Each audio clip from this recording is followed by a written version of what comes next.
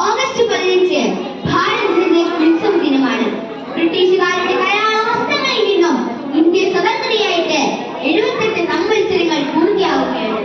ആയിരക്കണക്കിന് ദേശസ്നേഹികളുടെ അധ്വാനത്തിന്റെയും ജീവന്റെയും സമർപ്പണമാണ് നാം ഇന്ന് അനുഭവിക്കുന്ന സ്വാതന്ത്ര്യം. പക്ഷേ പലപ്പോഴും അതിന്റെ വിലയും മഹത്വവും നാം ഓർക്കാറില്ല. 1947 ആഗസ്റ്റ് 15 മുതൽ സ്വതന്ത്ര രാഷ്ട്രമായ നാം അന്ന് മുതൽ ഇന്ന് വരെയും അസ്വാതന്ത്ര്യത്തിന്റെ വേലിക്കെട്ടുകൾ നമുക്ക് സമ്മാനിച്ച മുറിപ്പാടുകളിൽ നിന്ന് കരകയറാനുള്ള അശ്രാന്ത പരിശ്രമത്തിലാണ്. ജാതിമത വ്യത്യാസമില്ലാത്ത, വർഗവർണ്ണ വേർതിരിവില്ലാത്ത, സ്നേഹവും സാഹോദര്യവുമുള്ള ഉത്തമ പൗരന്മാരെ വാർത്തെടുക്കാൻ കഴിയുമ്പോഴാണ് ഇന്ത്യയുടെ മഹത്വം നാം അറിയുന്നത്. സാമൂഹ്യ പ്രതിബദ്ധതയുള്ള ഉത്തമ പൗരന്മാർക്ക് ഒരു രാഷ്ട്രത്തിന്റെ അഭിവൃദ്ധിയും അഭിമാനവും ഉയർത്തിക്കാണിക്കാൻ സാധിക്കൂ. അതിന് വലിയൊരു മുതൽക്കൂട്ടാണ് നമ്മുടെ വിദ്യാലയങ്ങളും അധ്യാപകരും. ഇന്ത്യ എന്റേതാണ്, എല്ലാ ഇന്ത്യക്കാരും എന്റെയാണ് എന്ന് പ്രഖ്യാപിക്കാനുള്ള ഹൃദയവിശാലതയാണ് യഥാർത്ഥ സ്വാതന്ത്ര്യം. ഹിന്ദുവിന് ക്രിസ്ത്യാനിയോടും മുസൽമാനോടും, ക്രിസ്ത്യാനിക്ക് ഹിന്ദുവിനോടും മുസൽമാനോടും, മുസൽമാന് ഹിന്ദുവിനോടും ക്രിസ്ത്യാനിയോടും നീ എന്റെയാണ് എന്ന് പ്രഖ്യാപിക്കാനുള്ള സ്വാതന്ത്ര്യം. ഈ സ്വാതന്ത്ര്യമേ ഇന്ത്യയെ സ്വതന്ത്രയാക്കൂ. കുട്ടികളായ നമ്മെ സംബന്ധിച്ച് എന്താണ് സ്വാതന്ത്ര്യം?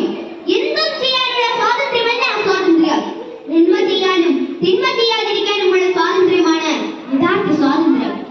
എന്നാൽ ഇന്ന് ആധുനിക ലോകം നേരിടുന്ന ഏറ്റവും വലിയ വെല്ലുവിളികളിൽ ഒന്നാണ് ലഹരി വസ്തുക്കളുടെ വർദ്ധിച്ചു വരുന്ന ഉപയോഗവും വിപണനവും.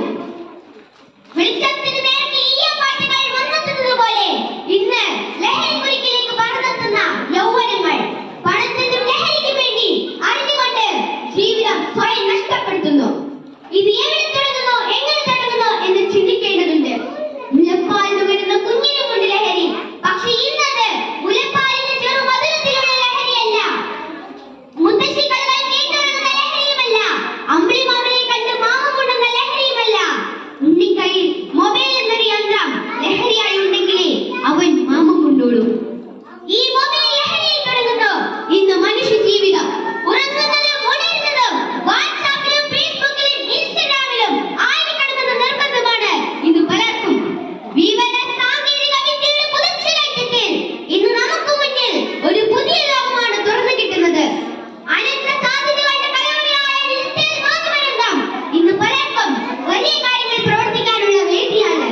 പക്ഷേ ചുറ്റുമുള്ള പ്രകൃതിയെയും മനുഷ്യനെയും മറന്ന് അവരെന്തൊക്കെയോ തേടുകയാണ്. ലഹരിയിൽ വളർന്നു വീഴുന്ന ഒരാളുടെ ജീവിതത്തിലേക്ക് കെടുതികളുടെ പരമ്പരയാണ് വരാനിരിക്കുന്നത്.